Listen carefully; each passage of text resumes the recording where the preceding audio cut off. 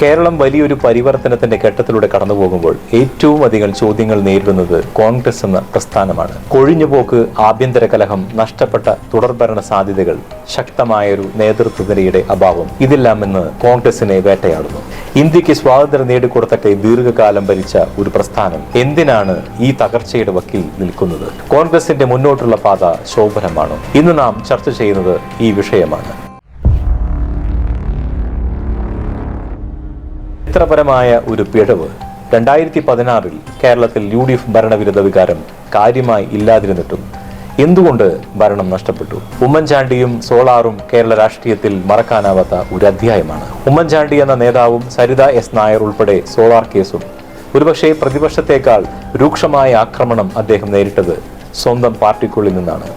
മുതിർന്ന നേതാക്കൾ ഉൾപ്പെടെയുള്ള അന്നത്തെ നേതൃത്വ കൂട്ടുകെട്ട് ശക്തനായ ഉമ്മൻചാണ്ടിയെ ഒന്നിനും കൊള്ളാത്തവനെന്ന പ്രതിച്ഛായയിലേക്ക് തളച്ചിട്ടു. സോളാർ കേസിൽ ഉമ്മൻചാണ്ടി ഒറ്റപ്പെട്ടതും അദ്ദേഹം തഴയപ്പെട്ടതുമാണ് കേരളത്തിൽ കോൺഗ്രസിനെ തുടർഭരണം ഇല്ലാതാക്കിയ ഒരു പ്രധാന കാരണം. ഒരു ജനകീയ നേതാവ് പാർട്ടിക്കുള്ളിൽ ഒറ്റപ്പെടുന്ന കാഴ്ച ചരിത്രം മറക്കില്ല.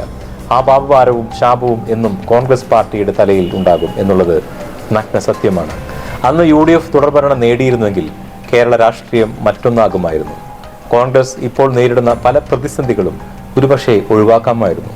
ഇന്ന് കോൺഗ്രസ് നേരിടുന്ന ഏറ്റവും വലിയ വെല്ലുവിളിയാണ് ശക്തവും യുവത്വമുള്ളതുമായ ഒരു നേതൃത്വ നിരയുടെ അഭാവം. അധ്യക്ഷൻ മുതൽ ബ്ലോക്ക് തലം വരെയുള്ള നേതൃത്വത്തിന് അണികളെയും പൊതുസമൂഹത്തെയും ഒരുപോലെ മുന്നോട്ട് നയിക്കുവാൻ കഴിയുന്നുണ്ടോ എന്നതിൽ വളരെ സംശയമുണ്ട്. രാഹുൽ മാങ്കുട്ടത്തെ പോലെയുള്ള യുവ നേതാക്കൾ ഈ ഒരു വിഷയത്തിൽ പ്രതികരിക്കുമ്പോൾ പോലും അതിൽ ലൈംഗിക വിഷയങ്ങൾ ഉൾപ്പെടുത്തി പാർട്ടിക്കുള്ളിൽ നിന്ന് തന്നെ ഒതുക്കുവാനുള്ള ശ്രമങ്ങൾ നടക്കുന്നുണ്ടോ? കോൺഗ്രസ് അനുഭാവികൾക്ക് അതിൽ സംശയമുണ്ട്.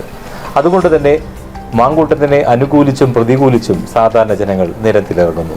സാമൂഹിക മാധ്യമങ്ങളിൽ കുറിപ്പുകളിടുന്നു. ഇതിലുള്ള ഭരണപക്ഷം പ്രത്യേകിച്ച് സോഷ്യൽ മീഡിയ വഴി ഇത്തരം സ്ത്രീകളെ വെച്ചുള്ള ചെസ്സുകൾ ഉപയോഗിച്ച് യുവ നേതൃത്വ നിരയെ ശ്രദ്ധാപൂർവം കുരുക്കിലാക്കുന്നു. പ്രതിരോധിക്കുവാൻ ഒരുങ്ങുന്ന യുവ നേതാവിനെ എതിരാളികൾക്ക് മുമ്പേ സ്വന്തം പാർട്ടിക്കുള്ളിലെ പഴയ പട ഒതുക്കാൻ ശ്രമിക്കുന്ന കാഴ്ച വളരെ ദയനീയവുമാണ്.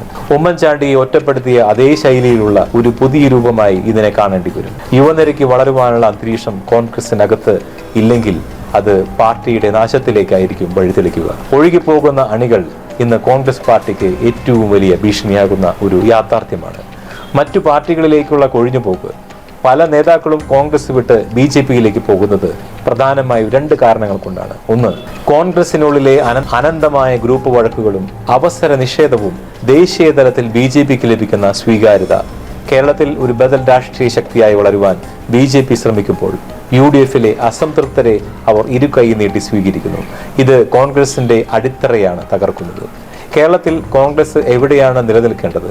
ഇത്രയും കാലം ഭരിച്ചിട്ടും ഇപ്പോൾ പ്രതിപക്ഷത്തിരുന്നിട്ടും ഒരു നല്ല പ്രതിപക്ഷമായി പ്രവർത്തിക്കുവാൻ പോലും കഴിയാത്ത സാഹചര്യം പലപ്പോഴും ഉണ്ടായിട്ടുണ്ട്. ഇത് ജനങ്ങൾക്കിടയിൽ പാർട്ടിയോടുള്ള വിശ്വസ്തത കുറയ്ക്കുന്നു. കോൺഗ്രസ് ഇങ്ങനെ എത്ര കാലം പോകും? ഇങ്ങനെ പ്രവർത്തിച്ചാൽ മുന്നോട്ട് പോകില്ല എന്നത് പകൽ പോലെ വ്യക്തവുമാണ്. മാറ്റം അനിവാര്യമാണ്. പുതിയ കാലത്തെ വെല്ലുവിളികളെ നേരിടുവാൻ കഴിവുള്ള ജനപിന്തുണയുള്ള യുവ നേതാക്കളെ മുന്നോട്ട് കൊണ്ടുവരണം. പഴയ ഗ്രൂപ്പ് സമവാക്യങ്ങൾ പൂർണ്ണമായി പൊളിച്ചെഴുതണം.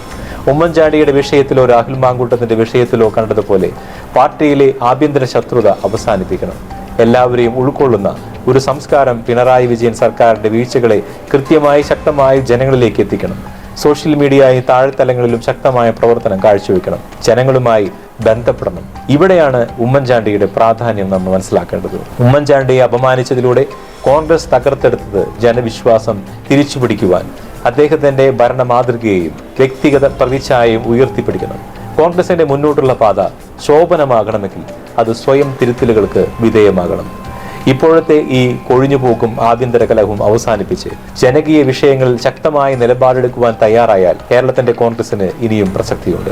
ജനങ്ങൾക്ക് ഉപകാരപ്രദമായ കാര്യങ്ങൾ, അവരുടെ ജീവിത നിലവാരം ഉയർത്തുന്ന പദ്ധതികൾ, ജനഹൃദയങ്ങളിൽ എന്നും നിലനിൽക്കുന്ന രീതിയിലുള്ള സേവന മനോഭാവം എന്നിവ കോൺഗ്രസ് പ്രകടിപ്പിക്കണം. വിശ്വാസ്യതയും സ്വീകാര്യതയുമുള്ള വ്യക്തിഗത നേട്ടങ്ങളെക്കാൾ പാർട്ടിയെയും ജനങ്ങളെയും മുന്നിൽ നിർത്തുന്ന നേതാക്കൾ മുൻനിരയിൽ വരണം. പുതിയ കാലഘട്ടത്തിന്റെ വെല്ലുവിളികളെ നേരിടുവാൻ കഴിവുള്ള നവ ആശയങ്ങളുമായി വരുന്ന യുവ നേതൃത്വ നിര കോൺഗ്രസ് പാർട്ടിക്ക് ഉണ്ടാകേണ്ടത് അനിവാര്യതയാണ്. പാർട്ടി നേതൃത്വത്തിന്റെ വാതിൽ അവർക്കായി തുറന്നിടണം. ഇതൊന്നും സംഭവിച്ചില്ലെങ്കിൽ ഇന്ത്യയുടെ സ്വാതന്ത്ര്യ സമരത്തിന് നേതൃത്വം നൽകിയ ഇന്ത്യ കണ്ട ഏറ്റവും വലിയ രാഷ്ട്രീയ പ്രസ്ഥാനത്തിന് അതിന്റെ പാരമ്പര്യവും പ്രസക്തിയും നഷ്ടപ്പെട്ട് ഒരു സംസ്ഥാനതല കസേര യുദ്ധത്തിൽ മാത്രം ഒതുങ്ങേണ്ടി വരും. പാർട്ടിയുടെ നിലനിൽപ്പ് പോലും ചോദ്യം ചെയ്യുന്ന വളരെ ദയനീയമായ അവസ്ഥയിലേക്ക് അത് കൂപ്പുകുത്തും. കോൺഗ്രസ് അതിന്റെ ആത്മാവ് വീണ്ടെടുക്കണം. അധികാരമല്ല ജനങ്ങളാണ് വലുത് എന്ന സന്ദേശം പ്രവർത്തനത്തിലൂടെ നൽകുവാൻ പാർട്ടിക്ക് കഴിഞ്ഞാൽ മാത്രമേ ഇന്ത്യയുടെ ജനാധിപത്യത്തിൽ അതിന്റെ പ്രസക്തി എന്നും നിലനിർത്തുവാൻ സാധിക്കൂ. അവസാനമായി കോൺഗ്രസ് ഇന്ന് ജീവിക്കുന്നത് അതിന്റെ ചരിത്രത്തിന്റെ ബലത്തിലാണ്. എന്നാൽ ചരിത്രം മാത്രം മതിയാകില്ല മുന്നോട്ടു പോകുവാൻ. പുതിയ നേതൃത്വം, പുതിയ ശൈലി, പുതിയ കാഴ്ചപ്പാട്. കേരളത്തിന്റെ രാഷ്ട്രീയ മാറ്റത്തിന് കോൺഗ്രസ് ഒരുങ്ങുമോ, അതോ ചരിത്രത്തിന്റെ ചവിറ്റുകുട്ടയിലേക്ക് വീഴുമോ? കാലം ഉത്തരം നൽകും. ഇലക്ഷൻ വരുന്നുണ്ട്. നമുക്ക് കാത്തിരുന്ന് കാണാം.